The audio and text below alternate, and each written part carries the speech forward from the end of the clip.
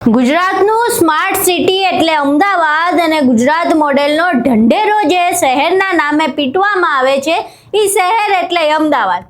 પરંતુ આ અમદાવાદ કેટલું સ્માર્ટ છે અને ગુજરાત મોડેલ કેટલું સફળ છે તેની પોલ તો ફક્ત 2 વરસાદમાં જ ખુલી ગઈ છે. એકાદ 2 વરસાદના ઝાપટા માંડ પડ્યા ત્યાં તો અમદાવાદના જે રસ્તાઓ છે ત્યાં ખાડા અને ભૂવાઓ પડવાના શરૂ થઈ ગયા છે અને હવે આ મામલે આમ આદમી પાર્ટીના નેતા કરણ બારોટ મેદાને આવ્યા છે. કરણ બારોટે આ મામલે વિરોધ કર્યો છે અને સરકાર તેમજ એએમસી ઉપર આકરા પ્રહારો કર્યા છે. તેમજ એવું કહ્યું છે કે જે વિકાસની વાતો કરવામાં આવે છે વિકાસ તો ફક્ત કાગળો ઉપર છે. આખી ઘટના શું છે તેના વિશે વિગતે ચર્ચા કરી. નમસ્કાર, તમે જોઈ રહ્યા છો ચક્રવાત ન્યૂઝ. હું આપની સાથે હેમંત.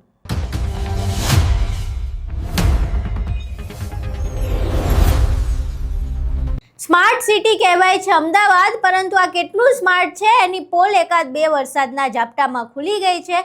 અમદાવાદમાં મોડો વરસાદ આવ્યો ને હજુ એકાદ 2 વાર માંડ વરસ્યો છે ત્યાં તો અમદાવાદના જે રસ્તાઓ છે એમણે હોય બાપા પોકારી લીધું છે. કારણ કે એકાદ 2 વરસાદના ઝાપટામાં ઠેર ઠેર ખાડાઓ પડી ગયા છે, ભૂવાઓ પડી ગયા છે અને જે વાહનો છે રીતસરના ડાન્સ કરતા થઈ ગયા છે.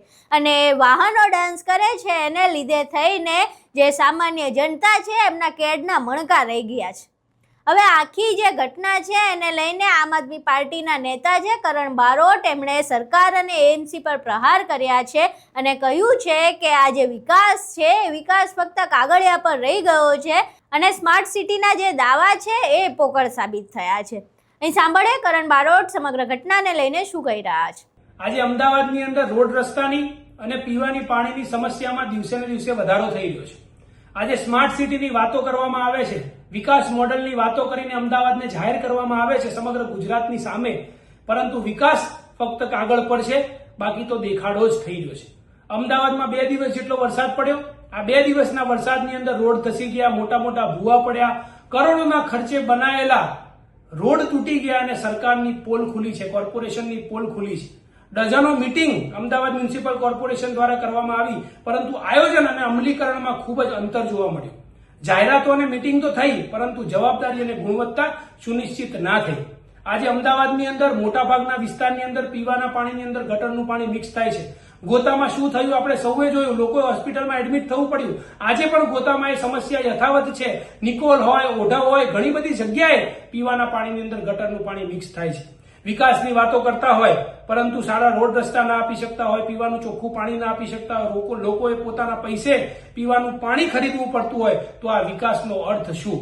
આજે અમદાવાદ મ્યુનિસિપલ કોર્પોરેશનને અમે કહેવા માંગીએ છીએ કે નો ટોલરન્સના નામે અમદાવાદની અંદર લોકોના ગાડીઓમાં મેમો પર મેમો આવે છે. એક જ કોમ્પ્લેક્સની અંદર અગર બહાર કોઈ ગાડી પડી રહેતી હોય, એ ગાડી પટ્ટાની અંદર પડી રહેતી હોય, ત્યાં આજુબાજુ પાર્કિંગની સુવિધા ના હોય, તેમ છતાં એ લોકોને તમે મેમો આપતા હોય તો એ લોકો પાર્કિંગ કરશે ક્યાં? એનો જવાબ પણ અમદાવાદ મ્યુનિસિપલ કોર્પોરેશને લોકોને આપવો પડે. આજે કોર્પોરેશન સમક્ષ અમુક માંગણીઓ કરવી છે કે રોડ અને રસ્તાની ગુણવત્તામાં સુધારો કરવામાં આવે, ગટરની અને પાણીની લાઈન છે અને નિયમિત તપાસ કરવામાં આવે. જ્યાં પણ દૂષિત પાણીની સમસ્યા છે, પીવાના પાણીમાં ગટરનું પાણી મિક્સ થાય છે, ત્યાં તાત્કાલિક ધોરણે ટેસ્ટિંગ કરીને એનું સમાધાન કરવામાં આવે છે. અને આટલી બધી સમસ્યાઓ જે થઈ છે અમદાવાદમાં, એના પાછળ જવાબદાર કોણ? કયા અધિકારીઓ જવાબદાર? એના પર કાર્યવાહી ક્યારે કરવામાં આવશે એનો પણ જવાબ આપવામાં આવે.